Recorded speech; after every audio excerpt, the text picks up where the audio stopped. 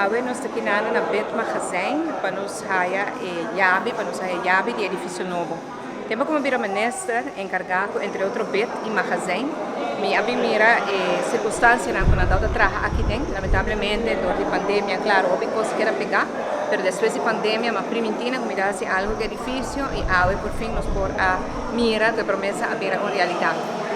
Bet é departamento que está encarregado do Bureau Interno de Diensten, está encarregado de coisas que tem a ver com a administração do governo, mas também a parte do magazine, cultura e compra na nossa casa central ENCO, para todo o departamento do governo.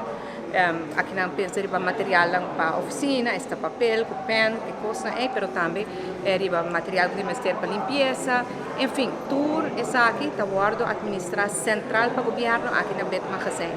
Agora aqui nós não somente remodelar e direito edifício, nós trazemos um magazine hobby grande para nós, aqui não nós separar e que dentro agora nós vamos comprar na quantidade mais grande por servir o departamento de governo, mais melhor, mais ligeiro e por um preço mais bom.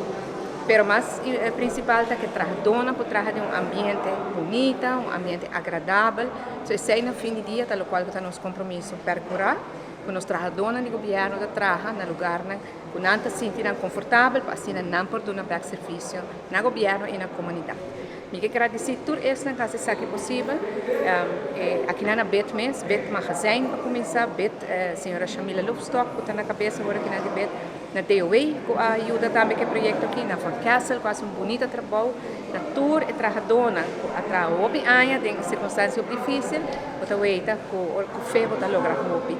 Eu espero que nós vai ter prazer de não trabalho, nós vai sentir confortável para fazer um trabalho para si e servir o povo de Aruba com o trabalho do governo e indudablemente que nós vamos mirar coisas positivas que vai tomar lugar.